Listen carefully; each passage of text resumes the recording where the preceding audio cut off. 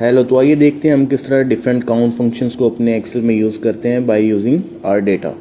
सबसे पहले मैं काउंट फंक्शन लगाता हूँ। काउंट फंक्शन क्या करता है, हमारे डेटा सेट के अंदर जितनी वैल्यूज़ होती हैं उनको काउंट कर देता है, यानी कि नंबर ऑफ ट्रांजैक्शंस को काउंट कर देता है जिधर भी न्यूमेरिकल वैल्यूज़ आ रही होती हैं।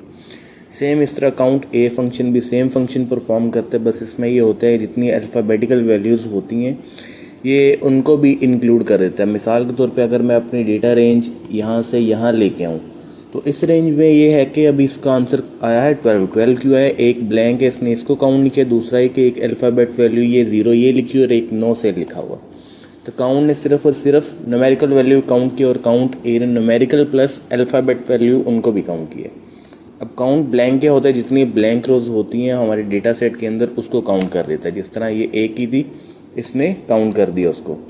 उसके बाद count if function condition base पे काम करता है। जिस तरह मुझे देखना है कि ये मेरा डेटा रेंज है, इसके अंदर मुझे वो कस्टमर यानी कि नंबर ऑफ ट्रांजैक्शंस काउंट करनी है जिन्होंने डेस्कटॉप परचेज़ किया।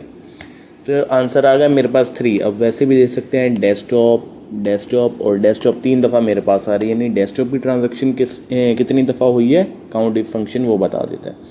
सेम इस तरह count if S function multiple conditions के लिए होता है। सेम जिस तरह मैंने डेस्कटॉप देखना है कितनी दफ़ा अगर हुआ है, ये जो है काउंट इफ फंक्शन। अब मल्टीपल कंडीशन एक क्राइटेरिया और देंगे कि जितने भी कौन से रीजन में मेरे पास है हम वो वाले देखेंगे। अभी हम कर लेते हैं ईस्ट रीजन में जितने भी डेस्कटॉप की सेल्स हुई हैं वो कितनी ट्रांजैक्शंस हैं इस डेटा सेट के अकॉर्डिंग।